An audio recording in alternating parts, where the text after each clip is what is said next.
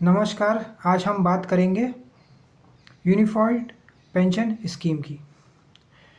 अटल बिहारी वाजपेयी के टाइम पे old pension scheme चलता था, उसके बाद एनपीएस आया, अब यूपीएस आया है। ओल्ड पेंशन स्कीम में पूरा सरकार देती थी, एनपीएस में एम्प्लॉय करता था, और अब जो है 10% एम्प्लॉय देगा यूनिफाइड पेंशन स्कीम में, और 18% जो है सरकार देगी। पहले सरकार 14% देती थी। अब प्रश्न ये है कि सरकार लाएगी कहाँ से, और उसी को मिलेगा जिसको 25 साल की सर्विस पूरी कर चुके हैं। वो उससे कम होगा तो उसका परसेंटेज 80% होगा, उससे कम होगा तो उससे कम, ऐसे करके होगा। तो इसको कॉम्प्लेक्स थोड़ा सा बनाया गया है, इसलिए सरकारी वालों को भी समझ में नहीं आ रहा है कि इसमें खुश हों या दुखी हों। तो हम 5 पॉइंट्स में डिस्कस करेंगे। पहला पॉइंट है कि इसमें सरकार कमज़ोर दिख रही है।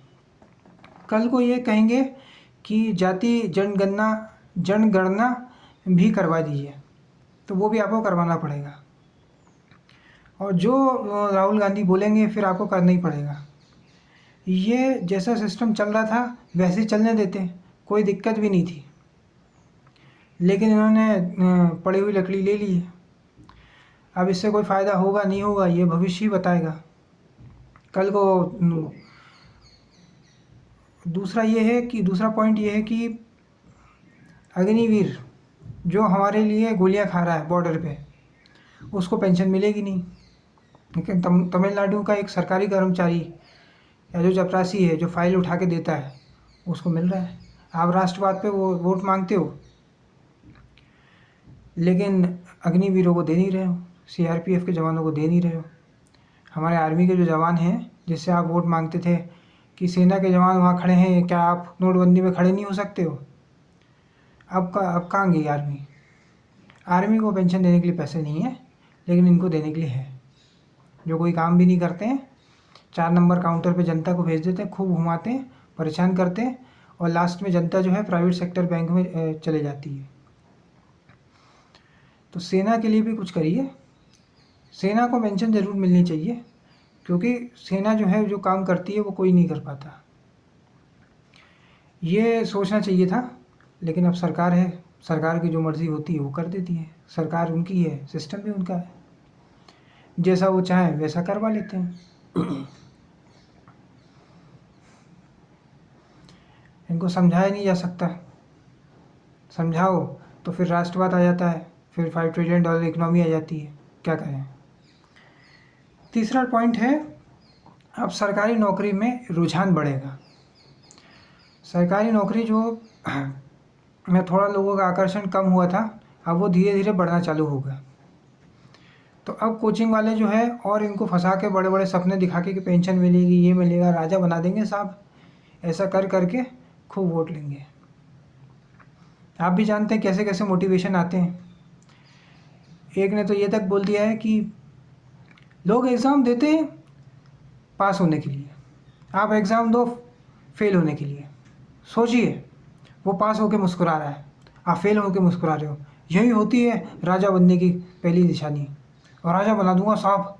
ऐसे कर करके लोग अपने कोर्सेज बेचेंगे लाखों करोड़ों के, और एक बंदे का सरकारी नौकरी में हो गया, उसके नाम पे 1-1 लाख लोगों को 35-35 साल तक घिसते रहेंगे। वो एग्ज़ाम ही देता रह जाएगा और कुछ नहीं कर पाएगा। जबकि उन 15 सालों में अगर वो कोशिश करता तो शायद नेता भी बन जाता।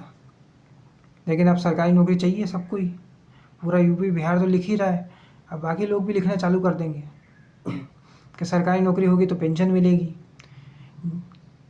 अब कौन समझाए कि जो पैसा 10% आप कंट्रीब्यूट कर रहे हो वही इंडेक्स फंड में कंट्रीब्यूट करते हैं, तो 15% के हिसाब से आपको इससे ज़्यादा मिल जाता है 15 साल के बाद। अच्छा खासा रिटायरमेंट में पैसा मिलता, लेकिन कौन समझाए। जनता भी एक परसेप्शन के साथ चलती है, उन्हें समझा थोड़ी जा सकता। अब जनता के बीच में परसेप्शन यही है कि जो सरकारी नौकरी वाला है वो भगवान है, डेमीगॉड टाइप है। जो उसके पास दिमाग है बस वो सरकारी नौकरी वाले के पास ही है, बाकी किसी के पास तो है नहीं। चौथा पॉइंट है जो कॉरपोरेट सेक्टर है, जो बस और मेट्रो में धक्के खाता है, ट्रेन में धक्के खाता है, उसके लिए क्या है? कुछ नहीं। और उसको जो तुम टैक्सेस बढ़ाओगे ना, जो जॉब कर रहा है, जो 2-2 10-10 रुपये बचाता है सब्जी भाजी पे, ये सोचता है कि मेरे बच्चे को अच्छी एजुकेशन मिलेगी, फिर भी उसको नहीं मिल पाती है। जिसको अच्छा इंफ्रास्ट्रक्चर नहीं मिलता है, टोल टैक्स भर भर के परेशान होता है वो,